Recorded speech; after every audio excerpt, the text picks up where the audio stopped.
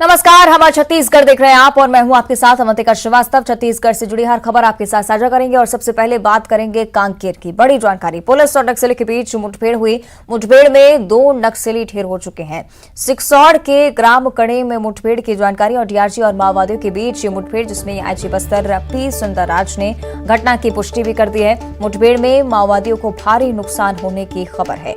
मौके से 2 माओवादियों के शव भी बरामद किए गए, जिनकी शिनाख्त हालांकि थोड़ी देर बाद होगी, लेकिन जानकारी बड़ी है। पुलिस नक्सली मुठभेड़ और इसमें नक्सलियों को भारी नुकसान होने की भी खबर सामने आई है। तो सिकसौड़ के ग्राम कड़ी में मुठभेड़ हुई। डीआरजी और माओवादियों के बीच मुठभेड़, बस्तर आईजी सुंदरराज पी ने इस खबर की पुष्टि की है। तो मुठभेड़ में नक्सलियों को भारी नुकसान हुआ है, लेकिन सुरक्षा बलों के लिए एक बार फिर से बड़ी सफलता, पुलिस के लिए बड़ी सफलता। तो मौके से 2 माओवादियों के शव भी बरामद कर लिए गए हैं। सिकसौड़ के ग्राम कड़े में पुलिस और नक्सली के बीच एक बार फिर से मुठभेड़ हुई। डीआरजी और माओवादियों के बीच ये मुठभेड़, जिसमें भारी नुकसान सुरक्षा बलों की तरफ से नक्सली को पहुंचाया गया और ये जानकारी कि 2 माओवादियों के शव भी बरामद कर लिए गए हैं। तमाम जो सामग्री नक्सली के पास से जब्त हुई है उसे भी बरामद किया गया है। साथ ही 2 माओवादियों के शव, जिनकी शिनाख्त फिलहाल नहीं हुई है, लेकिन निश्चित तौर पर कई ऐसे नक्सली भी इसमें शामिल हो सकते हैं जो कई बड़ी वारदातों को अंजाम दे चुके हैं। तो लगातार सुरक्षा बल मोर्चा संभाले हुए छत्तीसगढ़ के कई इलाकों में जब नक्सली सदस्य उत्पात मचाते हैं तो सुरक्षा बल भी पूरी दृढ़ता के साथ उनका सामना करते हैं। एक बार फिर से देखिए, मुठभेड़ की खबर सामने आई। 2 माओवादी ढेर हो चुके हैं। सिकसौड़ के ग्राम कड़ी में ये मुठभेड़ हुई।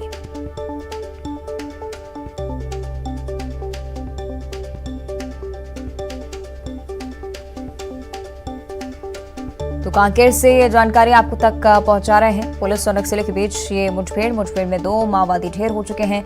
सिकसौड़ के ग्राम कड़ी में ये मुठभेड़ हुई।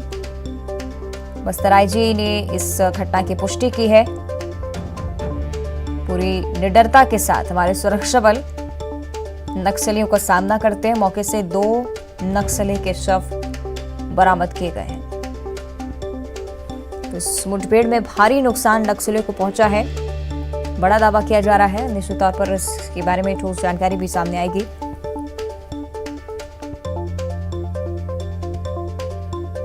चलिए, और ज्यादा जानकारी इस पर हम लेंगे। सीधे रुख करेंगे कांकेर का सहयोगी खेम नारायण शर्मा हमारे साथ लाइव जुड़ रहे हैं। खेम नारायण, क्या कुछ जानकारी इस मुठभेड़ से जुड़ी अब तक सामने आ पाई है?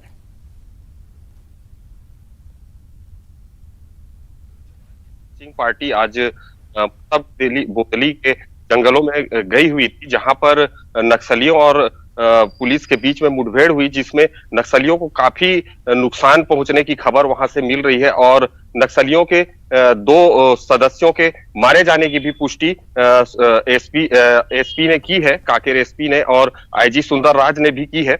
और काफी बड़ा नुकसान नक्सलियों को यहाँ पर पहुंची है और अभी सर्चिंग पार्टी वहां से वापस आ रही है। उसके बाद और भी बड़े खुलासे होंगे। जी चलिए, यानी कि आगे भी कई बड़े खुलासों की उम्मीद है। खेम नारायण, आप बने रहेगा हमारे साथ, आगे भी आपसे जानकारी लेंगे। लेकिन निश्चित तौर पर कांकेर की खबर बेहद ही महत्वपूर्ण, जहां पर पुलिस और नक्सली के बीच मुठभेड़ हुई। आगे बढ़ते अगली खबर भी कांकेर से। शहर के आमापारा वार्ड में भालू घुस आए हैं। आए दिन रिहायशी इलाकों में भालू चहलकदमी करते हुए नजर आते हैं। शहर के मुख्य मार्ग के किनारे झील में एक भालू छुप गया। वन विभाग की टीम मौके पर हालांकि मौजूद है। भालू को बाहर निकालने की कोशिश में वन विभाग जुटा हुआ है। इलाके में लोगों की भारी भीड़ जुट गई है। तस्वीरें देखिए, तस्वीरें आपकी टीवी स्क्रीन पर। कांकेर से तस्वीरें सामने हैं और ये वो क्षेत्र बनता जा रहा है कांकेर, जहां पर लगातार भालुओं की आमद देखी जाती है। रिहायशी इलाकों में लगातार भालू घुस आते हैं, जिस वजह से लोगों को भी काफी परेशानियों का सामना करना पड़ता है। तो कांकेर से बड़ी जानकारी, शहर के आमापारा वार्ड में भालू घुस आया है। एक बार फिर से हम रुख करेंगे कि खेम नारायण का ज्यादा जानकारी के साथ हमारे साथ मौजूद हैं। खेम नारायण, जानकारी इस पर अब चाहेंगे कि जिस तरह से भालू की आमद लगातार रिहायशी इलाकों में देखने को मिल रही है, वन विभाग कैसे इसे हैंडल कर रहा है? जी देखिए, कांकेर के जंगलों से जो जानवर वन्य प्राणी जो है शहर की ओर रुख कर रहे हैं उसका कारण है। और आए दिन यहाँ पर शहरों पर जानवरों का आना जाना लगा हुआ है, कभी भालू तो कभी तेंदुआ, और ऐसे में लोग काफी दहशत में है क्योंकि ये वन्य प्राणी कभी भी हिंसक हो जाते हैं और वन विभाग की टीम इन वन्य प्राणियों को रिहायशी इलाकों से दूर कर पाने में काफी विफल नजर आ रही है। जी निश्चित तौर पर, और डर का माहौल तमाम उन लोगों के लिए जो कि इन इलाकों में निवास करते हैं। वन विभाग की तरफ से कोई ना कोई ठोस कदम खेमनारायण उठाने की बहुत ज्यादा जरूरत, क्योंकि इस तरह से कांकेर लगातार एक ऐसे क्षेत्र के रूप में पहचाना जाने लगा है जहां पर भालू की आमद आम हो गई है। जी बिल्कुल, वन विभाग के द्वारा कदम उठाने का प्रयास किया जाता है, लेकिन वन्य प्राणियों के कुछ दिन के बाद फिर से दोबारा रिहायशी इलाकों में आने का कारण है कि उन्हें जंगलों में खाने पीने का जो उपलब्ध नहीं हो पा रहा है, भोजन की तलाश में जो है वन्य प्राणी जो है शहर के रिहायशी इलाकों तक पहुंच रहे हैं। जी निश्चित तौर पर भोजन की तलाश में जो भालू हैं वो भी रिहायशी इलाकों का रुख करते हैं। शुक्रिया आपका खेमनारायण इस जानकारी के लिए। तो लगातार वन विभाग भी मोर्चे पर डटा हुआ है, कोशिश की जा रही है कि इन भालुओं को जंगल की ओर खदेड़ा जा सके। आगे बढ़ते कवर्धा से बड़ी खबर है। चिल्फी घाटी में एक लंबा जाम लगा हुआ है, दोनों ओर से गाड़ियों की कतारें नजर आ रही हैं। NH रायपुर जबलपुर मार्ग में यातायात बाधित हो चुका है, ट्रक में खराबी आने से ये जाम लगा है और जाम हटाने में पुलिस की टीम लगातार जुटी हुई। तो कवर्धा से एक खबर आप तक पहुंचा रहे हैं। चिल्फी घाटी में लंबा जाम, और ये स्थिति देखिए तस्वीरों के जरिए, दोनों ओर से गाड़ियों की कतारें लगी हुई हैं। NH रायपुर जबलपुर मार्ग में यातायात पूरी तरह से बाधित हुआ है। सहयोगी मनीष हमारे साथ ज्यादा जानकारी के लिए जुड़ रहे हैं। मनीष, क्या कुछ जानकारी इस पूरे जाम को लेकर, और क्या कुछ माना जा रहा है, कब तक स्थिति में समाधान होगा?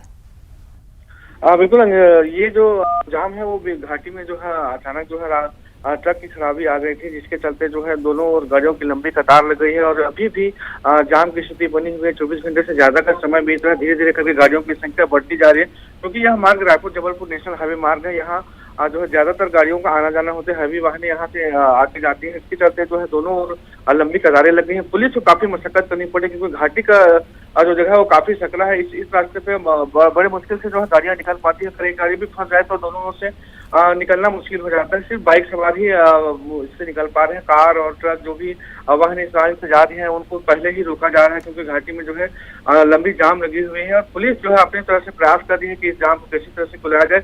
जब तक ट्रक जो बिगड़ा हुआ है वो सही नहीं हो जाता, तब तक जो है जाम की स्थिति बनी रहेगी। निश्चित तौर पर, यानी कि चिल्फी घाटी का इलाका है तो इसलिए मार्ग भी काफी सकरे होंगे। तमाम परेशानियों का सामना यहाँ पर ट्रक चालकों को भी करना पड़ रहा होगा। मनीष, बिल्कुल, क्योंकि ऐसे जगहों पे इनकी गाड़ियां खड़ी हुई हैं जहाँ जंगल है आसपास, खाने पीने की भी चीजें नहीं है। कुछ जगहों पर जो पास में है, जो चिल्फी के आसपास है, उन्हें तो ये मुहैया हो पा रहे हैं, लेकिन जो दूर है उनको काफी परेशानी हो रही है। कुछ ट्रक चालक जो है खाना बनाते भी नजर आए, क्योंकि उनका अंदाजा यही था कि 24 घंटे का समय बीत गया है, तो ये आगे भी कब क्लियर होगा ये कुछ समझ में नहीं आ पा रहा है। जिसके चलते जो है गाड़ियों की लाइन लगी हुई है और जो चालक है और जो वाहन चालक है उन्हें काफी परेशानियों का सामना करना पड़ रहा है। ठीक है, शुक्रिया आपका मनीष इस जानकारी के लिए।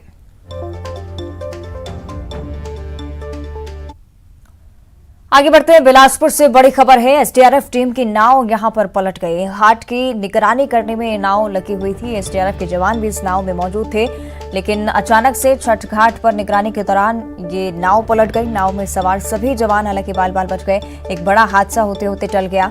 सुबह अर्घ देते समय हादसा हुआ है। जवानों ने नाव को सीधा कर उसे किनारे लाने का भी प्रयास किया। तस्वीरें आप देख सकते हैं किस तरह से बिलासपुर में ये नाव पलटी। एसडीआरएफ के तमाम जवान जो थे वो इस नाव पर मौजूद थे। अचानक से ये हादसा हुआ, नाव पलट गई, लेकिन राहत की बात ये कि सभी लोग सुरक्षित बाहर आए।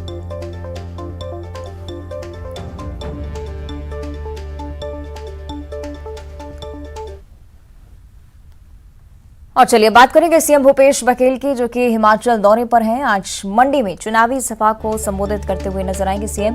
प्रियंका गांधी के साथ चुनावी रैली में शामिल होंगे। कांग्रेस उम्मीदवार के लिए वोट की अपील करते हुए सीएम नजर आएंगे। तो हिमाचल दौरे पर हैं सीएम भूपेश बघेल। आज मंडी में चुनावी सभा को संबोधित करेंगे। प्रियंका गांधी उनके साथ मौजूद रहेंगी और इस चुनावी रैली में सीएम भूपेश बघेल कांग्रेस उम्मीदवार के लिए वोट करने की अपील करते हुए नजर आने वाले हैं।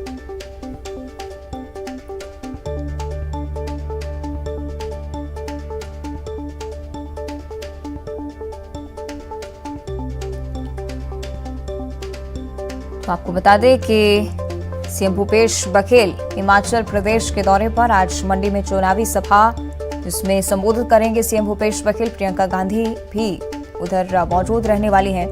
चुनावी रैली को संबोधित वो भी करेंगी। साथ ही हिमाचल दौरे पर इसलिए क्योंकि ऑब्जर्वर भी उन्हें बनाया गया है। साथ ही लगातार चुनाव प्रचार की जिम्मेदारी भी सीएम भूपेश बघेल हिमाचल में उठा रहे हैं।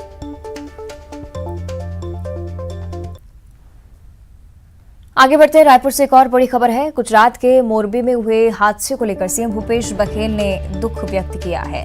मोरबी की दुर्घटना अत्यंत दुखद है, त्रासद है। उनकी तरफ से लिखा गया, मृतकों की संख्या लगातार बढ़ती जा रही है। ईश्वर से मृतकों के परिजनों को संबल देने की प्रार्थना की है। साथ ही घायलों के जल्द स्वस्थ होने की भी कामना करते हुए सीएम भूपेश बघेल नजर आए, क्योंकि इस ट्वीट में इस बात का जिक्र है। कामना की है कि प्रभावित परिवारों को राज्य और केंद्र सरकार से भी मदद मिलेगी। और इसी तरह की आशा के साथ सीएम भूपेश बघेल का ये ट्वीट सामने आया है। आगे बढ़ते हैं, राजधानी रायपुर से अगली बड़ी खबर। राज्य अलंकरण पुरस्कारों की घोषणा आज हो सकती है। संस्कृति मंत्री अमरजीत भगत नामों का ऐलान करेंगे। आपको बता दें कि राज्योत्सव कल है, आगाज कल से हो जाएगा। साथ ही राज्योत्सव को लेकर और अलंकरण पुरस्कारों को लेकर आज प्रेस कॉन्फ्रेंस आयोजित की जा रही है। घासीदास संग्रहालय के सभा कक्ष में प्रेस कॉन्फ्रेंस का आयोजन 4 बजे मीडिया से मुखातिब होंगे मंत्री अमरजीत भगत और उसी दौरान राज्योत्सव के बारे में भी जानकारी देंगे। साथ ही अलंकरण पुरस्कारों के बारे में भी जानकारी साझा करेंगे।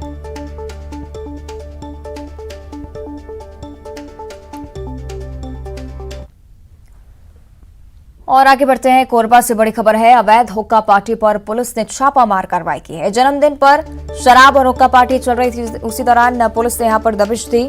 ट्री टॉप कैफे के संचालक सहित 6 आरोपी गिरफ्तार हो चुके हैं। गिरफ्तार सभी आरोपी रईसजादे हैं। तो रामपुर इलाके के निहारिका में ये कैफे चल रहा है।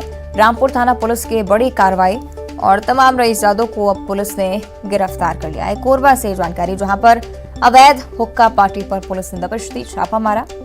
जन्मदिन के मौके पर शराब और हुक्का पार्टी यहां पर जारी थी।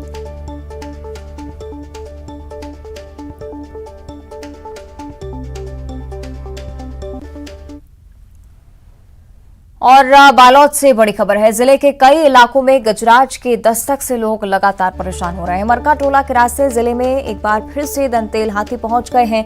अलग अलग इलाकों में 2 दंतेल हाथियों की मौजूदगी लगातार इस बात का प्रमाण दे रही है कि वन विभाग भी ठीक तरह से यहाँ पर काम नहीं कर रहा है, क्योंकि हाथियों से बचाव के लिए ग्रामीणों को तो अलर्ट किया जा रहा है, लेकिन निश्चित तौर पर ठोस कदम की जरूरत वन विभाग की तरफ से। हाथी लगातार इस इलाके में विचरण कर रहे हैं। धनापुर गांव में दूसरा दंतेल हाथी मौजूद है। अब तक 2 लोगों को मौत के घाट भी ये हाथी उतार चुका है। इलाके में दहशत का माहौल।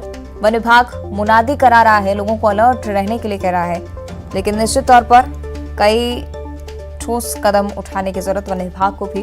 कई बार लोग बेहद परेशान इस दौरान हो जाते हैं। दंतेल हाथियों की आमद से लोगों की परेशानियां लगातार बढ़ती हुई।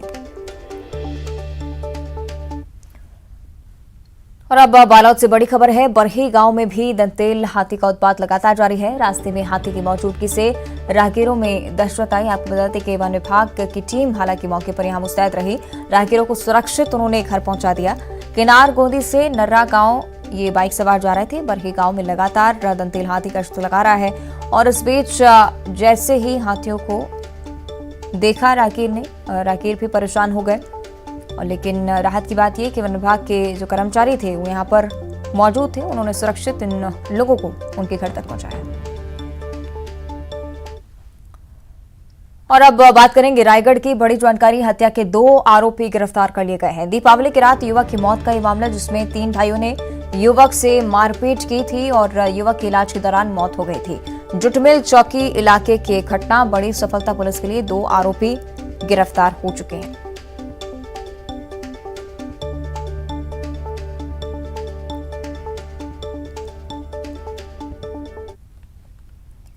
और अब एक बार फिर से बात करेंगे कांकेर की। चाकूबाज पुलिस के हत्थे चढ़ चुका है। चाकू दिखाकर लोगों को डराने धमकाने का मामला सामने आया था बीते दिनों, और अब देखिए जो आरोपी है वो पुलिस की गिरफ्त में।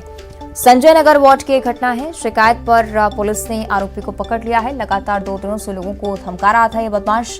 गिरफ्तार बदमाश को जेल भी भेज दिया गया है। और सरदार वल्लभ भाई पटेल की आज जन्म जयंती मनाई जा रही है। आपको बता दें कि पटेल ने पूरे ही राष्ट्र को एकता के सूत्र में पिरोने में अपनी महत्वपूर्ण भूमिका निभाई, इसलिए वल्लभ भाई पटेल की जयंती की देश में राष्ट्रीय एकता दिवस के तौर पर मनाई जा रही है। सरदार वल्लभ भाई पटेल की जयंती पर आज देश भर में रन फॉर यूनिटी का आयोजन किया जा रहा है। छत्तीसगढ़ में भी शहर शहर एकता रैली का आयोजन किया जा रहा है, जिसमें बड़ी संख्या में गणमान्य लोगों के साथ बच्चों ने भी भाग लिया। और इधर बलरामपुर में पटेल जयंती पर सद्भावना दौड़ का आयोजन किया गया। जिला स्तरीय इस एकता दौड़ का आयोजन जिला मुख्यालय में किया गया और आयोजन में एनसीसी, एनएसएस, स्काउट गाइड छात्र छात्राएं भी शामिल हुए। इस आयोजन के विजेताओं को पुरस्कृत भी किया जाएगा।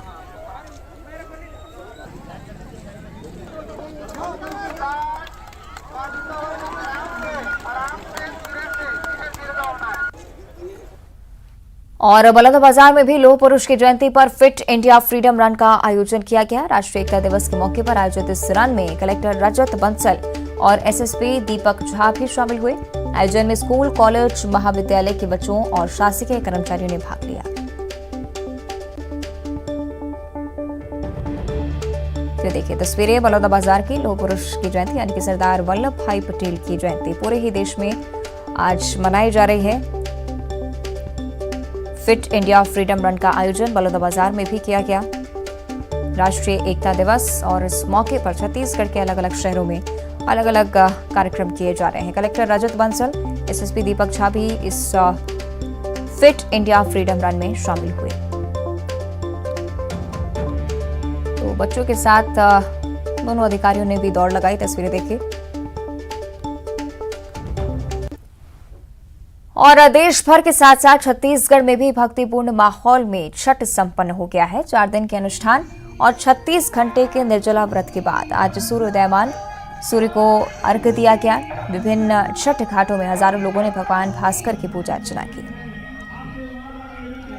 कुछ ये तस्वीरें आपकी टीवी स्क्रीन पर छत्तीसगढ़ के अलग अलग हिस्सों से, जहां भगवान भास्कर की भी पूजा अर्चना की गई। महापर्व छठ का समापन आज इसके साथ ही हो गया है। 4 दिनों से निरंतर व्रत करते हुए जो छठव्रती आज घाटों पर पहुंची, भगवान भास्कर की उपासना के साथ ही छठी मैया की भी उपासना की। कई सारी मनोकामनाएं लिए महिलाएं इस व्रत को करती हैं। बेहद ही खास इस व्रत को माना जाता है। तो महापर्व छठ जो कि पूरी विधि विधान के साथ पूजन अर्चन के बाद आज संपन्न हुआ।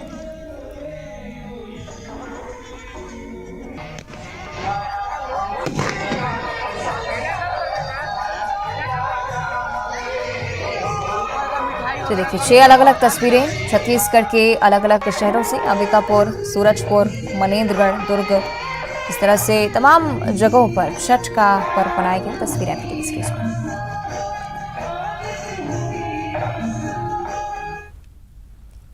और छत्तीसगढ़ में 1 नवंबर से प्रदेश की समितियों में धान की खरीदी होगी, जिसकी तैयारियां लगभग पूरी कर ली गई हैं। धान खरीदी केंद्र में चबूतरे के साथ साथ किसानों के रुकने के लिए भी किसान कुटीर बनाए गए हैं।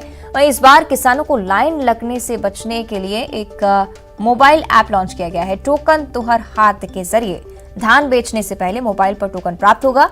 फिलहाल धान की फसलें काटी जा रही हैं। जैसे ही धान खरीदी की शुरुआत होगी, समितियों में धान की आवक शुरू होगी।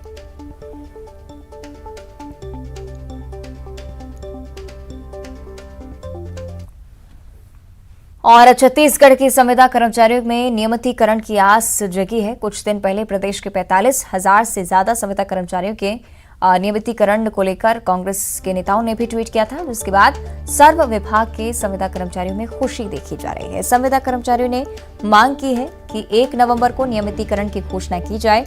साथ ही नियमितीकरण की प्रक्रिया में विलंब होने पर आंदोलन पर जाने की बात भी उनकी तरफ से कही गई।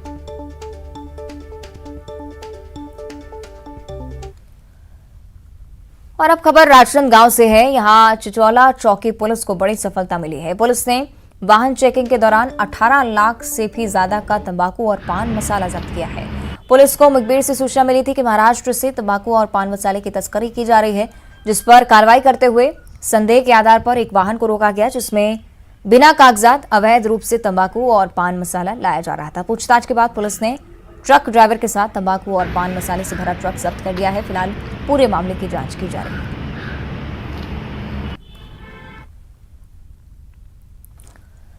और राजनांदगांव पुलिस लाइन में पुलिस स्मृति दिवस का आयोजन किया गया। खेलकूद प्रतियोगिताओं का भी आयोजन यहां पर किया गया शहीदों की याद में। और पुलिस स्मृति दिवस के उपलक्ष्य में 21 से 31 अक्टूबर तक कबड्डी, वॉलीबॉल, अन्य कई खेलकूद प्रतियोगिताएं हो रही हैं, जिसमें आसपास के गांव के लोगों के साथ साथ पुलिस विभाग की टीम भी अपने खेलों का जौहर दिखा रही है। तो इन खिलाड़ियों का उत्साहवर्धन करने के लिए लोग भी बड़ी संख्या में यहाँ पर पहुंचे हैं। साथ ही पुलिस की मौजूदगी से खिलाड़ियों में गजब का उत्साह है।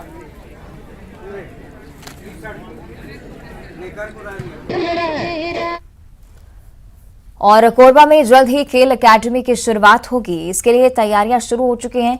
ट्रांसपोर्ट नगर स्थित प्रियदर्शनी इंदिरा स्टेडियम में स्पोर्ट्स एकेडमी विकसित की जा रही है, जिसमें खिलाड़ियों को एक ही जगह पर सभी सुविधाएं मिल पाएंगी। इसके लिए खेल विभाग के अधिकारियों को निर्देशित कर दिया गया है। वहीं आज कलेक्टर ने अन्य अफसरों के साथ स्टेडियम का भी जायजा लिया। कोरबा में खेल एकेडमी के खुलने से खिलाड़ियों में भी खुशी का माहौल है।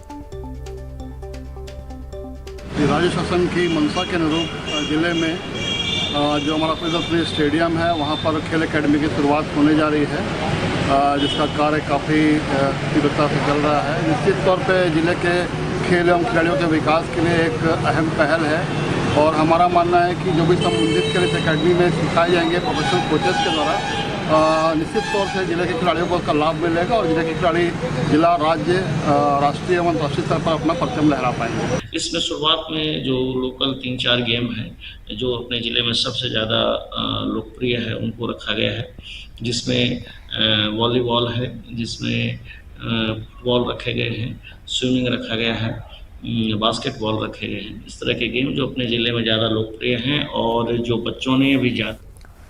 और इसी के साथ हम छत्तीसगढ़ में फिलहाल इतना ही। देखते रहिए न्यूज़ 18।